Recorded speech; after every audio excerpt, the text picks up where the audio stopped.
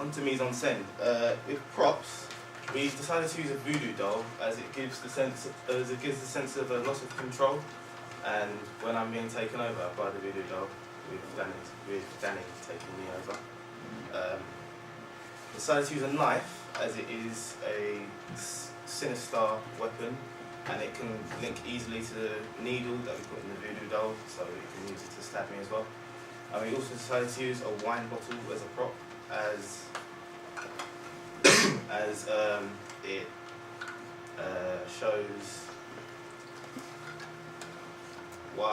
shows why the teenagers are being punished for what they're doing, drinking underage.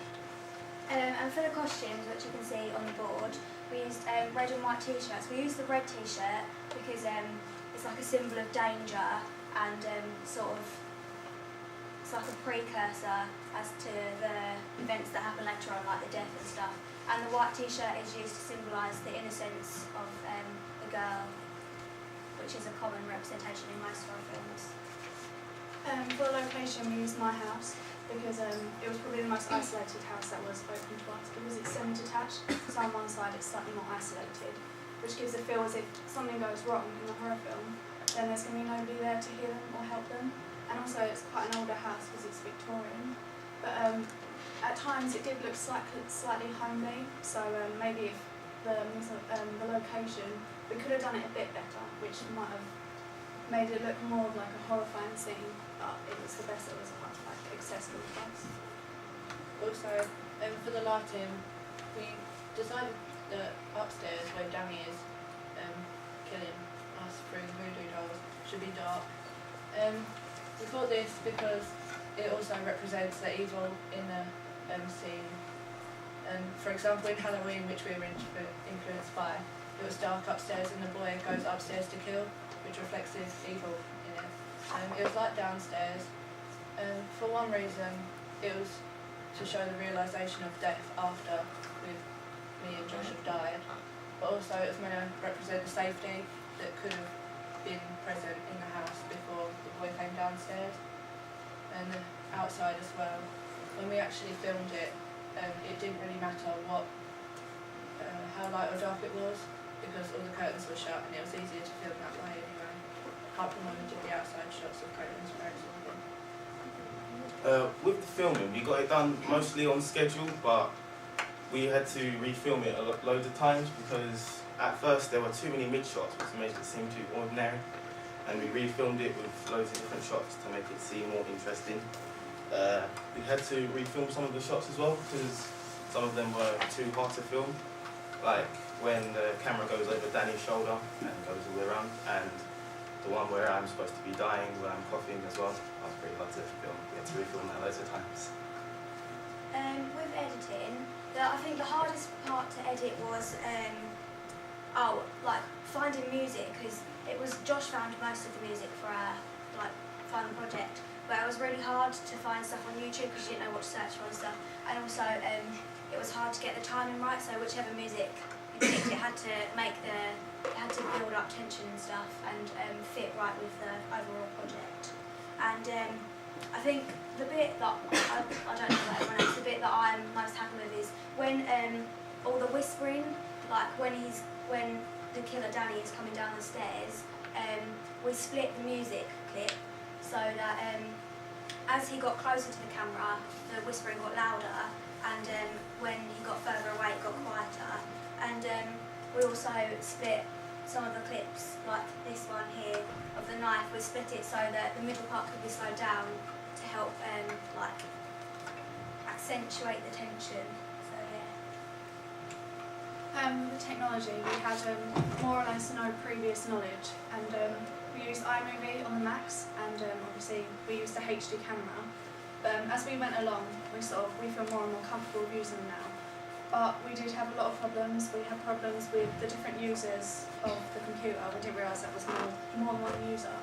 And we had a lot of problems with importing from the camera into iMovie, which we figured out with help how to sort out, but it has been quite a big learning curve with all the different technologies.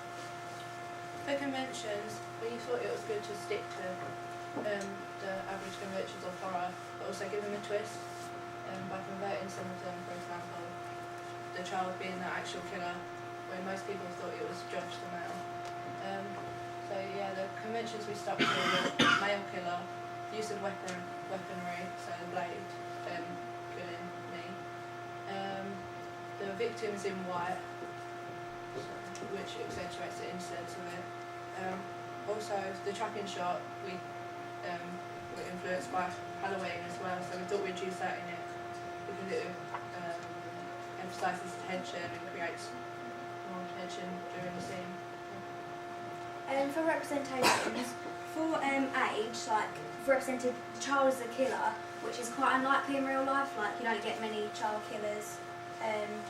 So yeah, and also represented teenagers, like sinning and stuff, and underage drinking, which is a common thing that teenagers do in modern times. And also we represented gender, like in all the horror films that we researched, it was common that the male was the killer and the female was the victim, and that's also what we did in our film as well. So.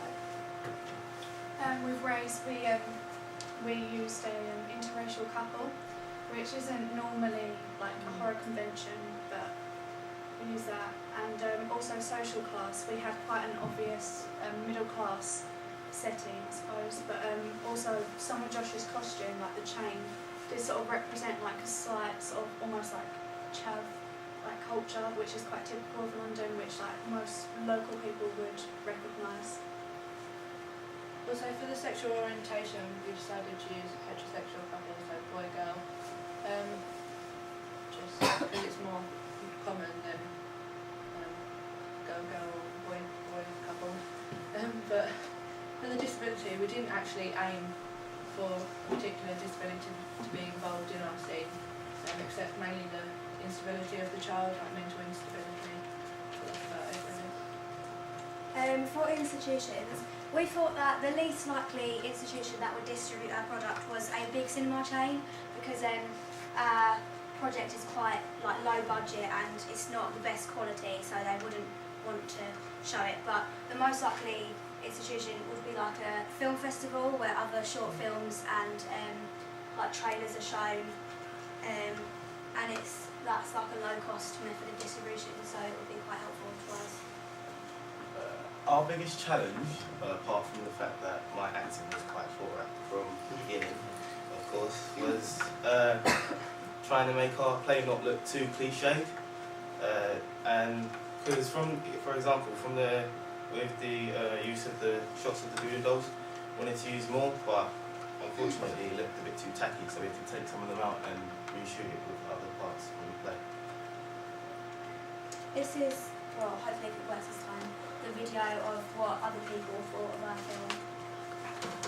Thanks,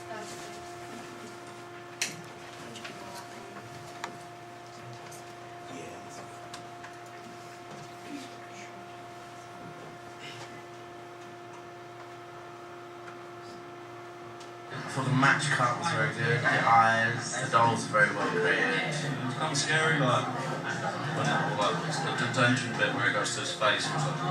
It was really good. I thought that the acting and the plot was really nice. Like, not offense to Josh, but he dies and he's like trying to reach something, that was quite cool. Well, I think the guy with the voodoo doll should make him like cute. The voodoo part conjoining with the actual person dying was good, and the little kid gave it extra scariness, and it was quite decent. But there should be more horrifying music and louder screams when dying. Good film. The characters are really quite real.